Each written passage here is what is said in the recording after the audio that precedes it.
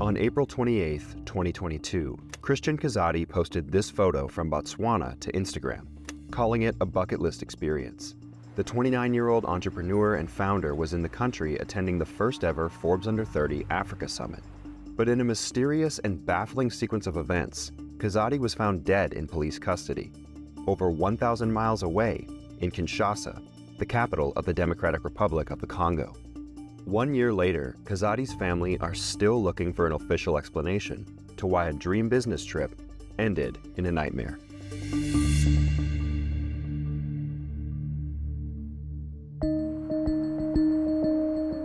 Christian Kazadi was a 29-year-old entrepreneur and founder of a social media and digital marketing agency based in Johannesburg, South Africa, called Click Media Productions. He founded it a few years ago. One of his dreams was to appear on the Forbes 30 Under 30 list. For 2022, he had applied to the Forbes Africa 30 Under 30 list. And as part of that application, even though he didn't make it onto the final list, he was invited to go to the first ever Forbes 30 Under 30 Africa Summit in Botswana, which took place at the end of April of last year. Something that was basically well known in the States, like social media management, managing clients' social media and all that. It's not something that's very, very well known in Africa. It's something that's probably well known in the States because you guys originated it and you guys basically create all of these apps, and it's a market that's very viable in the States. But in Africa, it's not that viable. Not all corporate companies have like socials or anything like that. They don't have Google presence, they don't have SEOs. So that was a field that Chris saw a gap in, and he was like, oh, let's build a company and let me chase that, because it was something that he was well knowledge in, and he loved social media and he understood social media. And one of the first big breaks was in 2017 when he helped do social media content for the NBA Africa game, which basically brought some of the NBA's biggest stars at the time to Johannesburg. Dirk Nowitzki was there, Serge Ibaka, Luol Deng. There's also a photo of Chris with Chris Paul as well.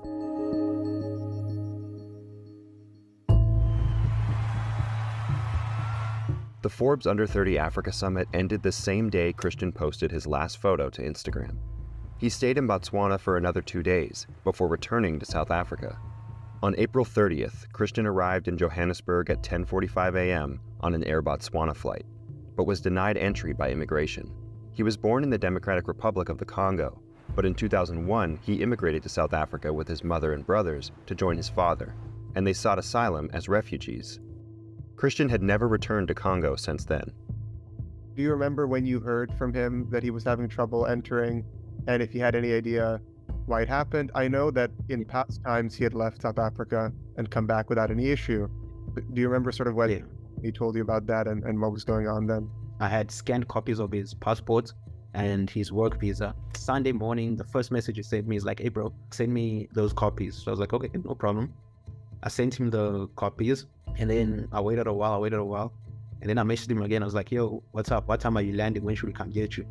But that time I hadn't known he had landed already, but they're not giving him a problem. They're saying his work permit is invalid. His work permit's invalid, and that's the issue he was having. So that's why he asked me to send him those documents. We saw his work visa, a photocopy of it, and the work visa was valid. It ran from 2020 until 2023, so it was valid at that time. According to the latest human rights report on South Africa published by the US State Department, unfortunately, it's not uncommon for immigrants in South Africa, asylum seekers, to face difficulties at the border, re-entering, and it seems like that's what occurred to Christian that day. He told me that they were holding him in a holding cell, because I think it's procedure in terms of if a person comes and the documents are not right. He advised that the best thing to do in that situation would be to basically go back to Congo and go to the department and have them sorted out immediately, and he'd be back like within a day. On May 1st, Christian decided to go to the Congo to sort out the work permit issue. He missed his initial flight to Lubumbashi and was booked on a later flight to Kinshasa with a layover in Ethiopia. The plan was to then fly from Kinshasa to Lubumbashi and deal with the work permit there, as Lubumbashi is closer to Johannesburg, and one of Christian's brothers happened to be there sorting out passport issues to travel to the US. Christian arrived in Kinshasa just after midnight on May 2nd and sent a text message to Patrick at 1 a.m. Patrick says he saw the message when he woke up at 4 a.m. and responded. Around 9 a.m. that Monday now, That's when a friend of ours who was supposed to receive him at the airport calls me on video call, and he's with Chris. So then that's when Chris tells me, he's like, oh no, I've landed and everything's all right. So like an hour later, the friend he was with calls me again on video call, and he's like, yo, Pat, do me a favor, check up on Chris. So I'm like, what do you mean? He's like, he was with Chris just now, and Chris looks a bit shaken up, and he had bruises on his hands. And then I'm like, nah, I don't understand. What do you mean? He's like, last night he didn't pick up Chris because he was supposed to actually fetch Chris at the airport. He's like, Chris didn't call him when he arrived. Chris only called him this morning. So that's when I asked him, I was like, yo, do you know where he slept and stuff like that? He also didn't know where Chris spent the night, but Chris only called him this morning. And when he arrived, Chris already had 2 other people waiting for him in a separate car. Chris told him that no, he's going with these people because apparently they knew the way or something like that. At this point, the plan was for Christian to come back to the airport later in the afternoon to catch his next flight and land in Lubumbashi around 6 p.m. But later that evening, Patrick began to worry, as he found out from a family friend that was supposed to pick up Christian at the airport in Lubumbashi that Christian was not on the flight. This family friend messages Patrick, Christian's brother, this video that had begun circulating, showing Christian acting erratically, very bizarrely at a funeral, where he appears to be getting inside a casket and shouting, and then he's sort of pulled away and arrested. And this was completely out of the ordinary for someone like Christian. And it was extremely unclear to the family at that time why Christian hadn't been picked up by that family friend, what had happened in the ensuing hours. So when I saw that, I was mad confused. I was like, no, man, what's going on here? Because at first I thought, no, that can't be him. But then I looked at his clothing. I was like, that's definitely his clothes, and that is him. So then I was confused. I was like, okay, this is very, very, very weird and bizarre. So when I see that, the first thing that comes to mind, I'm like, this person's not in his right state of mind. Like, Chris is basically, his eyes even are not like focused or anything. Like, you can see he's not aware of the surroundings, like, or any way that he is. And the things he's doing are uncoordinating. This is not Chris in any sense of the word. They eventually learned he had been held in a military detention center on the outskirts of Kinshasa. That night, someone with his family friend who was supposed to pick up Christian went to the detention center, speak with the guards there. It was late at night, past 10 p.m. The guards told him that Christian Kazadi had been arrested there and was being held there, but they weren't able to see him because the visiting hours were over. Also, he wasn't a member of the family, so he wouldn't have been able to see him anyway. So at that same time also, I do not share the news with moms because that's definitely going to freak her the hell out. So I keep it to myself and nobody in the family actually knows. So that whole night I just sit back and I pray and I pray that night. On the morning of May 3rd, the friend in Lubumbashi told Patrick that he knows a general who works at the camp where Christian is being held. The friend received an update from his contact and phoned Patrick. So he's like, oh, Pat, I'm so sorry and whatnot. I'm sorry to let you know this. I'm like, what do you mean? And he's like, nah, Chris has been found, but he's dead. And now I'm shocked. I'm like, what do you mean Chris is dead? And he's like, nah, Chris is dead. His body has been found and it's outside the police station and he was murdered. What is body doing outside the police station if this guy was in the police cell? So now I'm just trying to get a hold of everybody in Dini. And while I'm trying to get a hold of them, that's when this guy sends me the video of Chris's lifeless body laying there and they recorded him. That was just like confirmation to basically. And then from the video, you can see that this person has been beaten.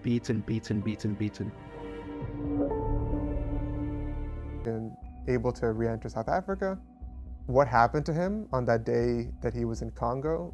Why was he at that funeral? Why was he arrested? What happened to him at the detention center? And then how did he die?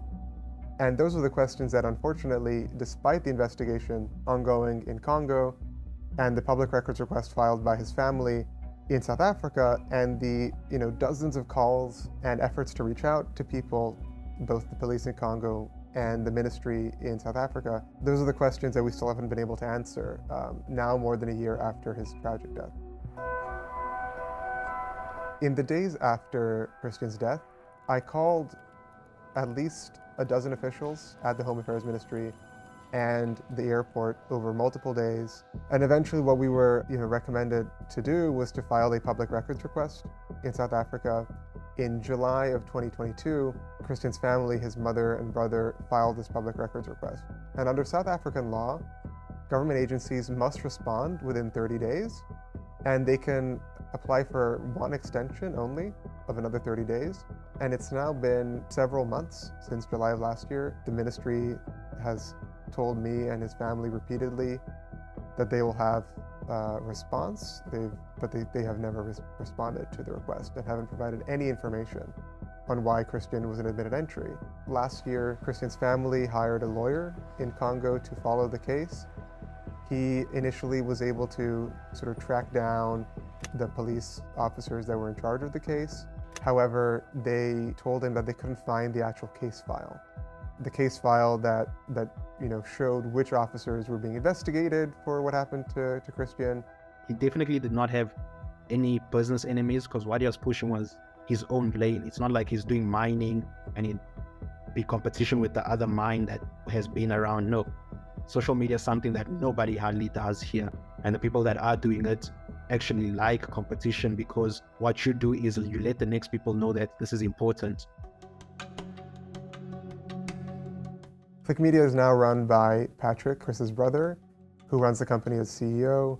He was one of the co-founders back in 2016, and his role, while Chris was still here and was still leading the company, was more of a backroom role, managing the operations and the business side, while Chris was really the public face, the one getting the clients and maintaining the relationships. Since Chris's passing, he's had to face the difficulties of retaining clients and growing the company in the face of the conspiracy theories that were spread about Chris and his death. It's a smear campaign where everybody's like, yeah, he's a witch, and he deserved what came to him, and he deserved what came to him. So that whole thing also messed up his reputation, because even his close friends, everybody, business entourage, everybody, because at first people are shocked. Christian died. The Christian we know, Christian died. People are sympathetic, and then that story comes out, and then everybody just backs away. So all of his friends, business partners, everybody starts backing away and disassociating themselves with him. So that whole thing was also a dilemma for my mom, because now she's trying to mourn her child, but she's being attacked in terms of, yeah, you sacrificed your child, you were teaching your child witchcraft and stuff like that. I spoke to several musicians that Chris represented at Click Media, who were able to get their music out there a lot more and become a lot better known and have a lot more success in the years after they worked with Chris at Click Media. And he touched so many lives through not just his work with Click Media, but also, as his brother Patrick has told me many times, the fact that he was always willing to help, even at the cost of taking time out of his own day and his own work. For me, the thing that hurts me the most is Chris never came back from Forbes for me. He never came back. Like, we had planned that whole trip of, "Dog, you made it. Go there, show these people, and come back and let's replan and let's restructure." He never came back. He respected you guys, and he went to you guys basically to showcase and let you guys know that, hey, I'm out here, and you guys will hear a lot more from me as time goes on. And everybody else has failed him, because everybody has failed him.